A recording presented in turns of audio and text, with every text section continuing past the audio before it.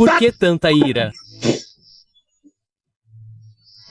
Agora você vê por que ele veio como Deus completo. E eu lembro que perguntei ao Senhor porque essa coisa estava me incomodando por muitos anos. Então eu perguntei ao Senhor antes de dormir.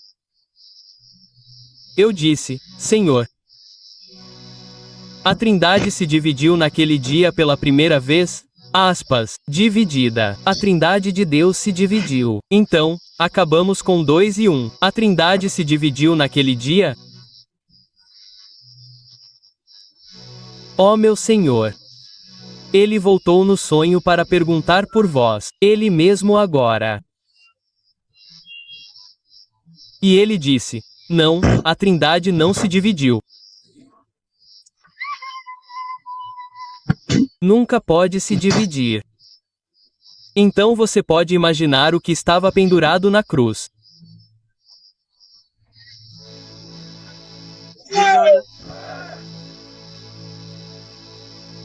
Isaías 53. Isaías. Você pode ler como quiser. Versículo 1, ele diz: quem creu em nossa mensagem? E a quem foi revelado o braço do Senhor? Versículo 2, vamos para o capítulo 12. Ele cresceu diante dele como um broto tenro de uma terra seca. E como uma raiz de uma terra seca. E então ele diz que não tinha beleza nem formosura para atrair os filhos de Adão a ele, meu Senhor.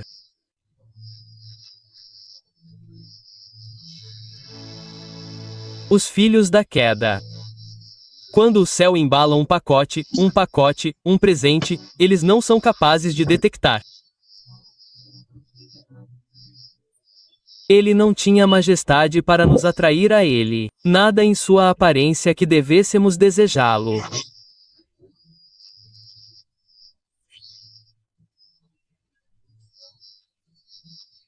Ele era desprezado e rejeitado pela humanidade. Um homem de dores e sofrimentos e familiarizado com a dor, como alguém de quem as pessoas devem esconder seus rostos. Ele era desprezado e nós não o estimamos. Então, em outras palavras, o que ele está dizendo é isso. Ele está dizendo que ele veio como o Deus Trino, a Trindade de Deus. E quando ele veio para redimi-lo, eles o castigaram com metais e porretes até que ele não se parecesse mais com um ser humano. Ele parecia um animal naquela cruz.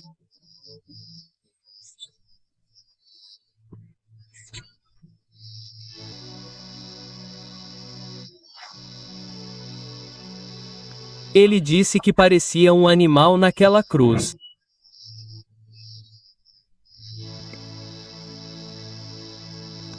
Ele diz no versículo 4.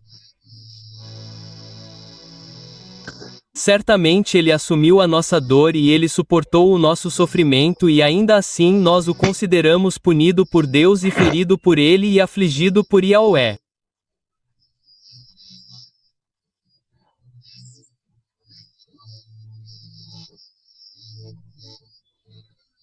Filipenses, capítulo 25 e 9. Meu filho, professor, você ainda está conosco. Você entende o que estamos lidando agora? Nós lidamos com a vinda do Messias.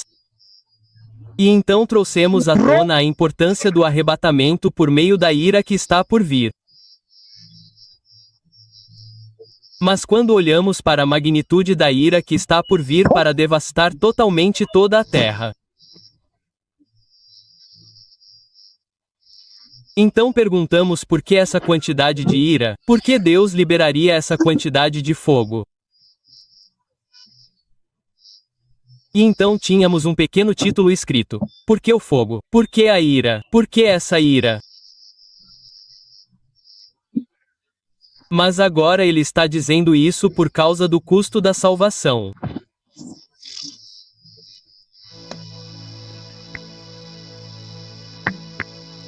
O custo da salvação.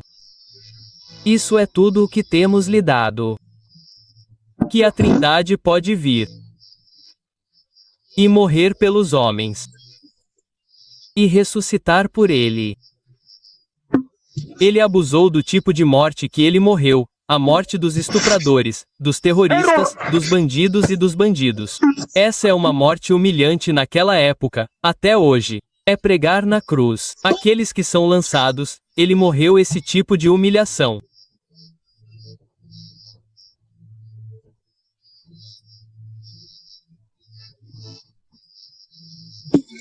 São os terroristas. Esse é o tipo de morte que ele sofreu. Então, eu disse que Deus não consegue entender. Se ele consegue fazer isso e você tenta ignorar. Então, por que tanta ira? Então, ele diz por causa do custo da salvação. Filipenses, capítulo 2, versículos 5 e 9. Em seus relacionamentos uns com os outros, tenham a mesma mentalidade de Cristo Jesus, que, sendo Deus por natureza, não considerou o ser igual a Deus algo a que se devia apegar. Pelo contrário, esvaziou-se a si mesmo, assumindo a natureza de servo, tornando-se semelhante aos homens.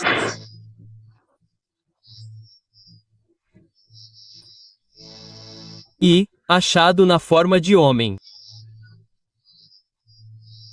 humilhou-se a si mesmo, tornando-se obediente até a morte. E morte humilhante de cruz.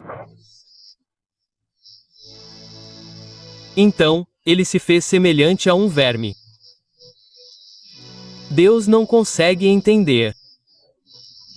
Se depois de tudo isso você ainda o rejeitar, posso lhe garantir que ele não entenderá. Ele não entenderá. O custo da salvação. É por isso que a ira tem que ser tão grande. Vamos dar uma olhada em Mateus 6:36. Como ele tomou alguns atributos de Deus e os restringiu por sua causa.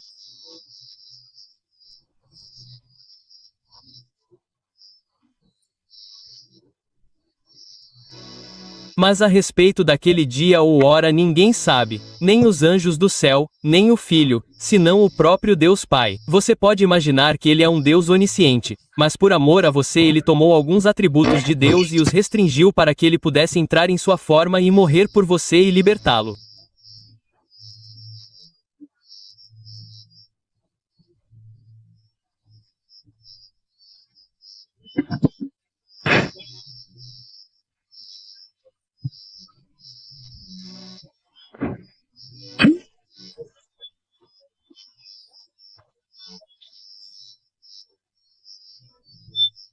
(13 para 8) ele diz o seguinte: Jesus Cristo é o mesmo ontem, hoje e para sempre. E ainda. Em Mateus 2:33 da tarde.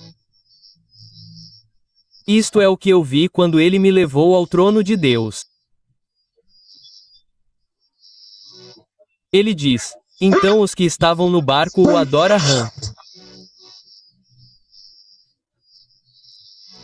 Verdadeiramente, tu és o Filho de Deus. Há uma legenda ali. Qual é a legenda? Porque eles estão dizendo que certamente ele é o Filho de Deus. O que eles fizeram? O que ele fez com o barco no mar?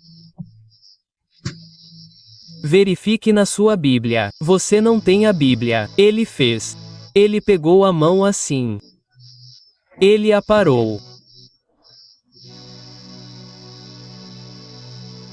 E ele diz que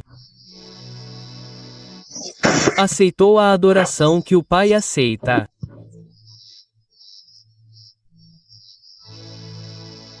Quando eu o vi no centro do trono, ele estava sendo adorado por toda a criação. Ele recebe a adoração que Deus Pai recebe.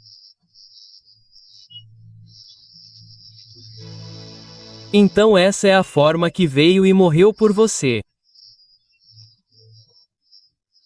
É por isso que a ira tem que ser igualada. Tem que ser igualada. João capítulo 10 versículo 10 ele diz que o ladrão não vem senão para roubar e destruir, para roubar, matar e destruir. Eu vim para que tenham vida e a tenham em plenitude. Se o Pai dá a vida, também Jesus dá a vida.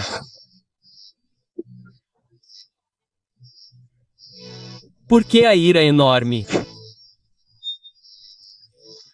Por causa disso, o custo da salvação. Ele veio como o Deus que dá a vida. E ó meu Senhor, ele morreu na cruz com toda a supremacia, solenidade, autoridade e poder, superioridade.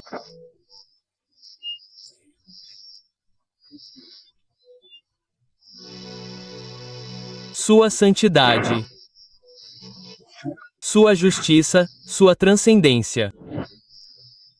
Tudo isso ele colocou na cruz por você.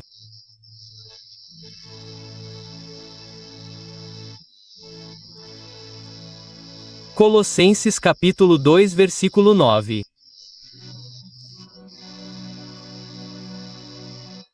Ele diz que em Cristo habita corporalmente toda a plenitude da divindade de Deus.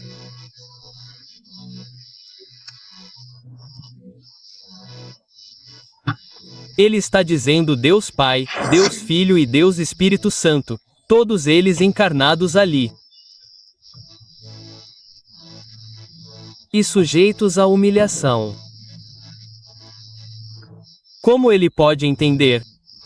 Se você rejeitar. Então, a próxima parte que eu quero abordar, dado isso agora.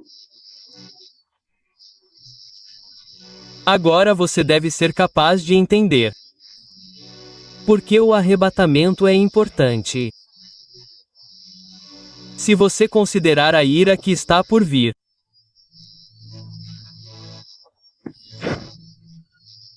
E você vê que a ira, essa ira virá do céu, há fogo lá. Hoje eu vou falar um pouco sobre a grande tribulação, para que você possa entender a importância disso. Mas há fogo que cairá do céu. Os planetas colidirão. Você pode perceber o envolvimento daquele que está sentado aqui, que está falando aqui, porque eu profetizei a conivência desses corpos celestes. E então a ira virá de cima. Virá da terra. O anticristo estará aqui. O falso profeta também estará lá massacrando pessoas. Você sabe que o rico, o bilionário estará massacrando pessoas. Então, você pode imaginar que haverá ira vindo do céu. E então ira na terra vinda da terra. E os gafanhotos de debaixo da terra. Portanto, não há onde se esconder.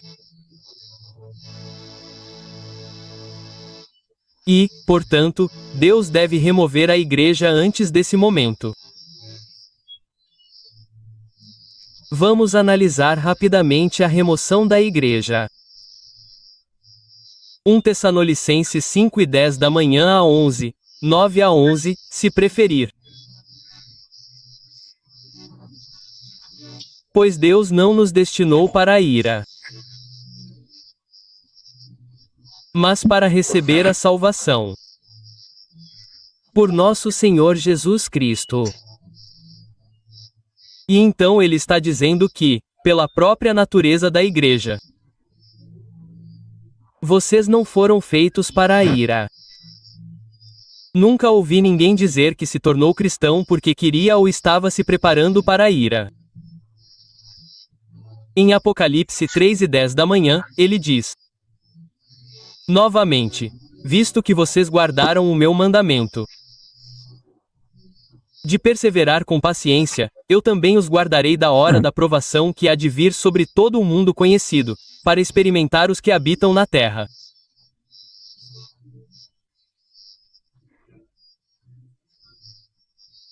Tessalonicenses, capítulo 4 e 16 da manhã a 18.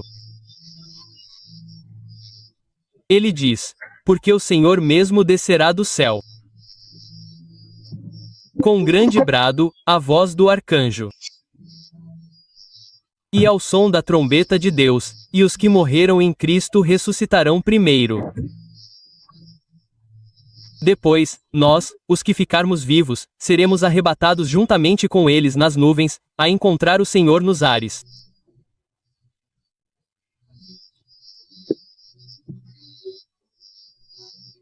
E assim estaremos para sempre com o Senhor. Portanto, consolai-vos e encorajai-vos uns aos outros com esta profecia.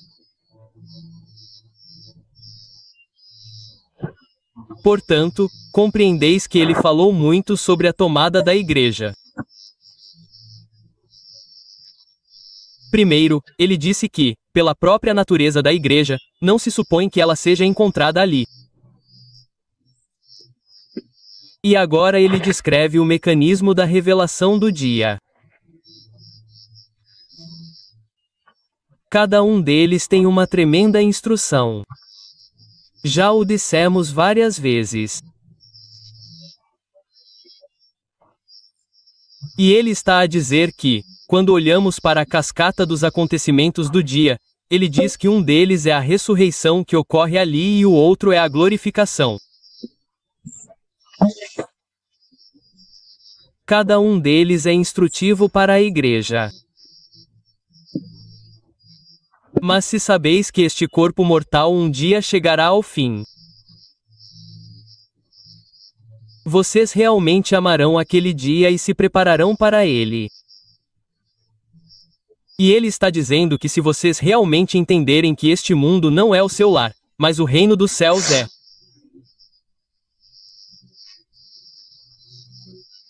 vocês realmente estarão vivendo suas vidas diariamente esperando pela vinda do Messias.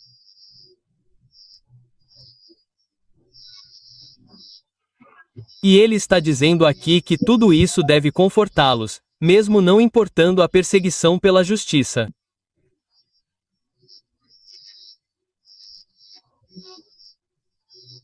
Vamos dar uma olhada em outra escritura que vimos repetidamente descrevendo a tomada da igreja antes daquela ira.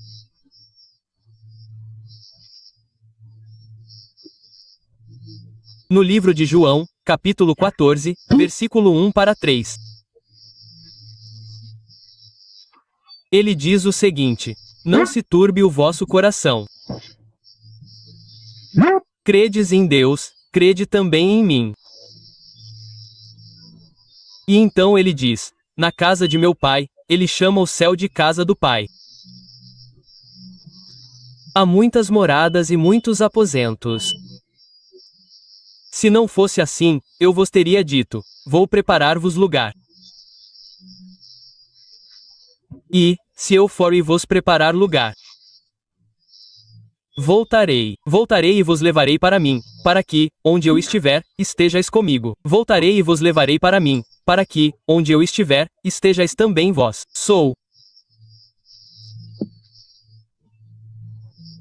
E então ele diz: vocês conhecem o caminho para onde estou indo. E então 1 Coríntios 15, ele diz o seguinte versículo 50 em diante. Estou simplesmente capturando. Se vocês entendem o que estou fazendo aqui, estou capturando os domínios dessa tomada da igreja. Porque vimos que a ira é inacreditável, insuportável. E a razão para isso, ele veio como Deus. Ele morreu como Deus. O custo da salvação. Ele não pode acreditar que você rejeite isso. E então ele não consegue entender. E agora estamos dizendo que ele deve levar a igreja embora. E então agora estamos olhando para a tomada. Aleluia. Aleluia. Ele diz: ouçam, eu lhes digo um mistério. Nem todos dormiram, mas todos serão transformados. Num piscar de olhos, ao som da última trombeta. Então ele menciona o momento exato em que a glorificação ocorre. Ele diz: porque a trombeta soará, e os mortos ressuscitarão incorruptíveis, e nós seremos transformados.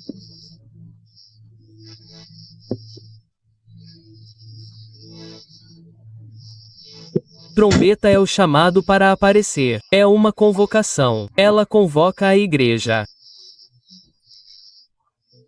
Pois é necessário que o corruptível se revista da incorruptibilidade, e o mortal, da imortalidade. Mas é necessário que o corruptível se revista da incorruptibilidade, e o mortal, da imortalidade. Então, a palavra que está escrita: ora, a morte foi absorvida pela vitória.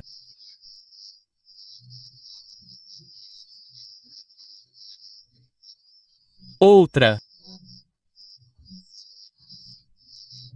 escritura que descreve esse arrebatamento está em Mateus 25. E em Mateus 25, ele descreve o dia em que ele vier e haverá duas igrejas. Naquele tempo, o reino do céu será semelhante a 10 virgens que pegaram suas lâmpadas e foram ao encontro do noivo.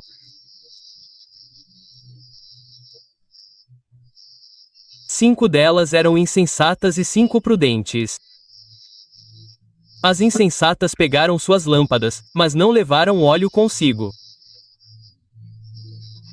As prudentes, porém, levaram em vasilhas um pouco de óleo junto com suas lâmpadas.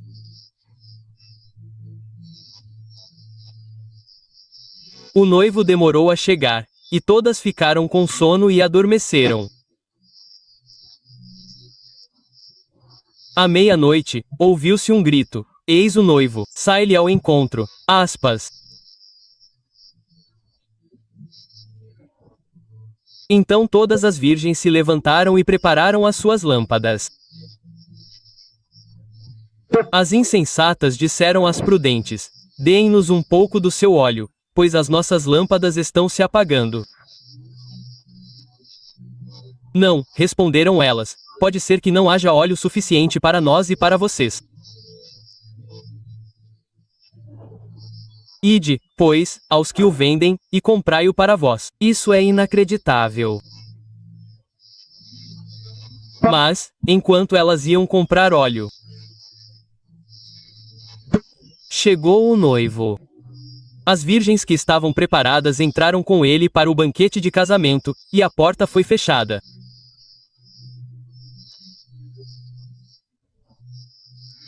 Mais tarde, chegaram também as outras. Senhor, Senhor, disseram, abre-nos a porta.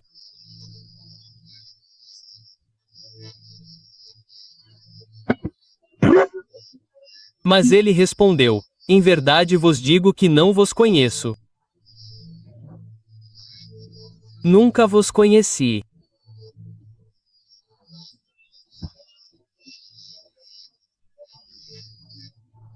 Por isso, vou concentrar-me em algumas declarações aqui hoje, em que o Senhor entra e diz: eu não vos conheci.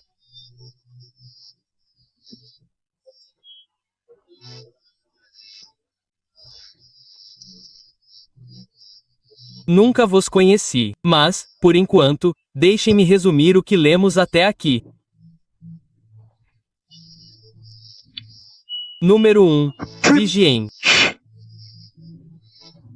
Porque agora estamos a ver como podem escapar dessa ira inacreditável que há de vir.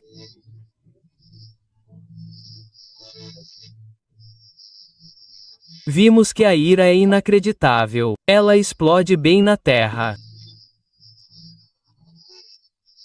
E então ele está dizendo agora que a igreja, portanto, deve ser tirada. Mas, ao olharmos para as escrituras que tiram a igreja, as seguintes são as poucas coisas que saem disparadas. Número 1. Você deve estar vigilante. E atento e em guarda e estar preparado e pronto. Ele está dizendo cuidado. Versículo 13 de Mateus 25, ele diz que você deve estar atento.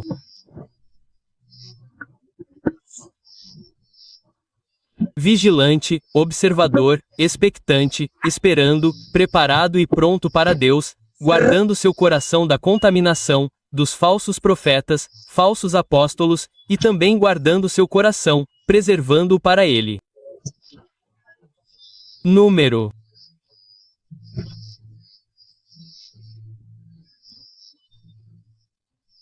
2. Além da prontidão, vemos que ele está falando sobre a iminência do Mestre.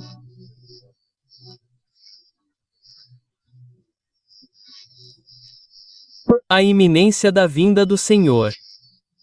Número 1, ele disse preparação. Número 2, ele diz que em breve, dia e hora não conhecidos, isso acontecerá.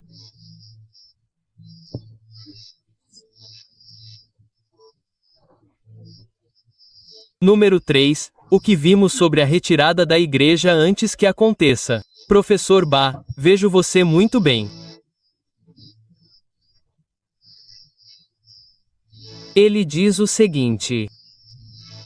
Ele diz que a porta será fechada para sempre. Aqueles de vocês sintonizados nas igrejas do Senhor. Os altares do Senhor. Agora vocês podem ouvir a gravidade desta mensagem. Dizendo que, para evitar esse envoltório que está vindo para colidir com a terra, vocês devem ser arrebatados na vinda do Messias e no arrebatamento da igreja. Quando olhamos e exploramos as Escrituras que dão a descrição da vinda do Messias, então, algumas poucas coisas surgiram aqui sobre aquele dia. Mas o número 1, vocês devem ficar atentos. E ele diz o número 2, a iminência da vinda do Senhor. O número 3 diz que há uma porta ali que está fechada para sempre. Há uma porta ali que deve ser fechada. Para sempre. Meu Senhor, estas são agora as instruções vindas de lá. De que há uma porta que será fechada. E quando ela for fechada, ela será fechada para sempre. Ele está dizendo. E há uma rejeição que acontece lá. A igreja na porta. Ele está dizendo que há uma porta que está fechada para sempre. E há o ditado que diz que longe de mim nunca vos conheci. Você consegue imaginar que eles acordavam todas as manhãs, se ajoelhavam e oravam em nome de Jesus?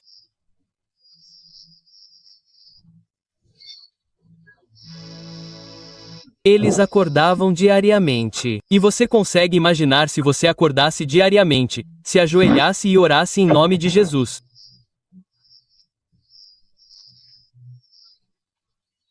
Fosse trabalhar e falasse aos seus colegas sobre Jesus.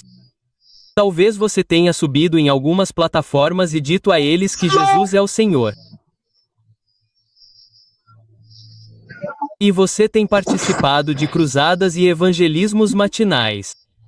Você alimentou os pobres nas ruas. Você lutou contra as famílias pobres das ruas. Você levou sopa quente, chá quente quando estava frio nas ruas para dar a eles algo que os outros não fizeram. Você foi aos hospitais e deu roupas a eles. Você deu a eles casacos quentes, suéteres quentes nos hospitais.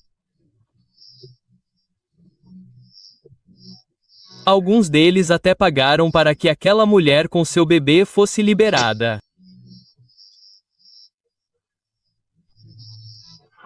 E ele está dizendo que diariamente você não ia ao bordel, mas ia às ruas para pregar.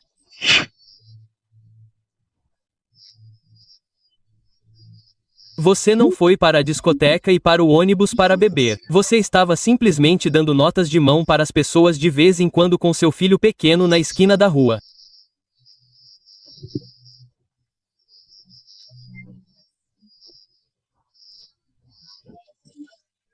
Você se separou e pregou e batizou as pessoas nas águas.